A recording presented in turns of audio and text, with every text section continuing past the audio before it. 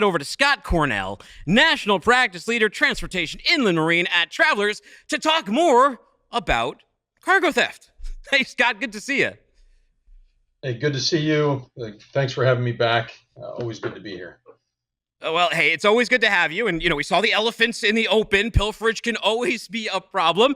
But right here, back in the United States, what kind of cargo trends are you seeing right now? Yeah, well, one of the things I was going to mention is, methods not commonly seen in the past, and you just highlighted one, right? So I have not seen that method anytime in the 29 years or so that I've been doing cargo theft. So, yeah, exactly right. The industry is seeing theft numbers that are headed in the wrong direction right now. A big part of it is the industry is encountering methods that they haven't commonly seen in the past. The rings are much more organized and a bit more sophisticated than traditionally we've seen over the past few decades. And I would say that, one of the things, the reaction to that is when you go to a conference, you go to whether it's the TAPA National Cargo Theft Conference or you go to the TIA or something like that, it is standing room only. The room is packed when it comes to the topic of cargo theft. So the good news there is the industry is recognizing it. They can come together and they can combat this. And I think there's a strong presence of an effort to do so. Scott, every time I cover this story or I even post an article about cargo theft, I get so many DMs, especially this year. It wasn't last year, it was kind of silent. It wasn't this year for some reason, though. A lot of people that I seem to know have got targeted by some of this theft. It's really bad. But tell me a little bit more. So I see the picture you're painting. What's changing, though? What's different now than before? It's important for everybody to understand that cargo theft and the methods and the groups that are committing cargo theft have fundamentally changed over the last 5 or 6 years. These are not the cargo theft rings we were encountering 5, 6, 10, 12 years ago. The days of, in the past, we've talked about there's straight theft where they physically go out and steal it, and then there's strategic theft where they trick you into giving it to them.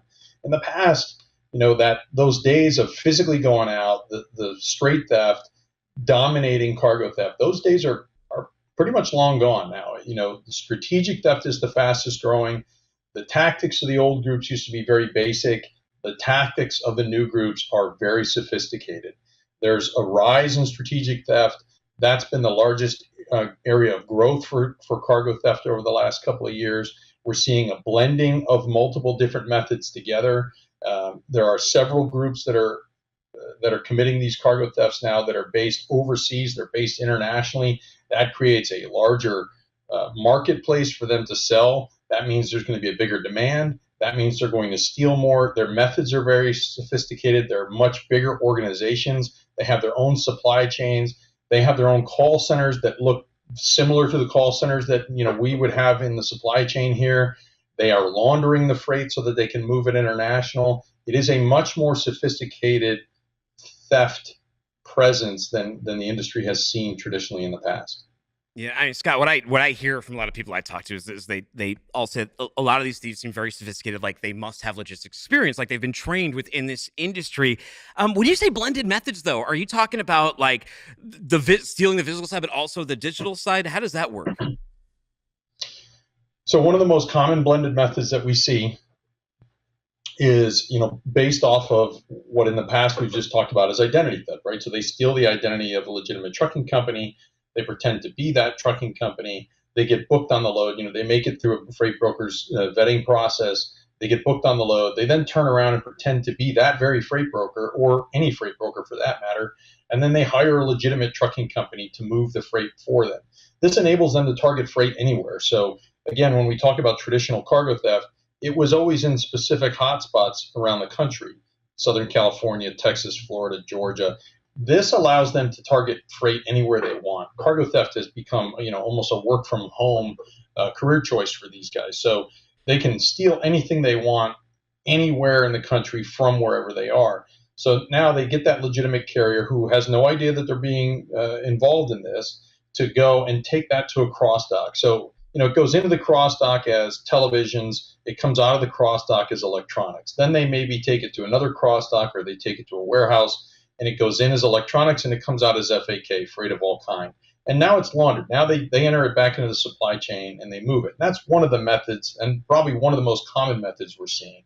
Another one is, they're basically on paper, they're a legitimate trucking company. They look good on paper. They haul loads. They will actually deliver some loads to gather intel. And then at a certain point, they start to take in those loads. They've established a level of trust. They get more and more loads. And then what they start to do is, if you have a load of 20 pallets, they'll take 18 pallets off of that load. They'll redo the paperwork. They'll forge new paperwork. That new paperwork shows it as a load of 2 pallets instead of 20. It has the new trailer number on it. It has a new seal number on it. And then they deliver those 2 pallets. The problem that creates is there is a delivery that takes place.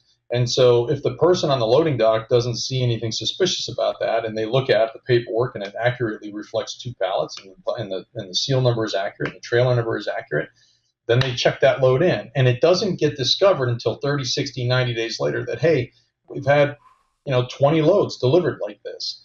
And now you're way behind the 8 ball. You and I have talked in the past. The response on a cargo theft has to be very quickly. Well, now you're 3 months out, and the chances at recovering those loads or having any success in investigation have really been diminished. Yeah, no, I hear it. It sounds really hard to decipher too, especially the methods you're using. They're even bringing you something, and the parsing of MC numbers and all that kind of stuff. Where are all these thieves coming from? Well, they're out there. A lot of them are out there buying MC numbers from a legitimate company, right? Whether they're dormant or they just haven't been used, or if they are being used, that may be even more attractive to them, right? So, especially if you're an already vetted carrier, they go in, they want to buy that MC number, and then they want to pretend to be that carrier. And the problem with that is they may already be vetted. They may already be in your trusted carrier pool, and now the ownership changes hands, and all of a sudden they start hitting people for dozens of loads, and they do it to hundreds of people across the country, and that really equates to a big loss, right? Nobody's ever really seen anything like this. The numbers that we're seeing around that are crazy. You and I talked about CargoNet reports in the past. 3-4 years ago, CargoNet reports were based on a sample size of anywhere between 8 and 1,200 reported cargo thefts. This year, CargoNet is projecting that their report is going to be based on somewhere around 4,500 cargo thefts. And that's not all cargo thefts. That's just what they gather voluntarily, right? So that's a substantial increase in the sample size, which means that the real number of cargo theft out there is substantially higher than what we've seen in the past. Scott, we've got about 90 seconds. You got any pointers? Can you get us prepared as we go into this weekend and into next week to protect ourselves? Yeah, the biggest thing, you and I have talked about this in the past, Dooner, and we can't stress it enough. It sounds very basic, but you really have to know who you're doing business with. We know that vetting carriers and re-vetting carriers takes a lot of time, but this is not going anywhere. This is not a temporary bump. So the industry really has to understand that you have to deal with this problem going forward, just like you've dealt with safety or driver recruitment or anything else. You have to have a plan around it. So you really have to know who you're doing business with. You have to look up their information on FMCSA website and verify, the information that's being given to you. If the deal sounds too good to be true, they're going to move the freight too cheap, they can take on too many loads, why do they have so much capacity? You have to ask those questions. Double check the carrier information that you have, the contact information, the emails, the phone numbers. Use third-party vetting sources that are out there that are coming up in the industry that are very good. Join TAPA. The TAPA Freight Broker Security Standards are going to be coming out, and the industry, that's going to be really positive for the industry. So there's a lot of different things out there, but you really have to engage, and you really have to put an organized plan in place. You can't just kind of, plug a hole here and there. You have to put a comprehensive plan together. You can't mess around anymore. Scott, thank you so much. Every time you come on, very important message, and it's one that the voices that I get hearing back get louder and louder every time as we try to stem this rising tide. Everyone go check out Travelers. Go protect your freight. Scott, you have a great weekend. Everyone else,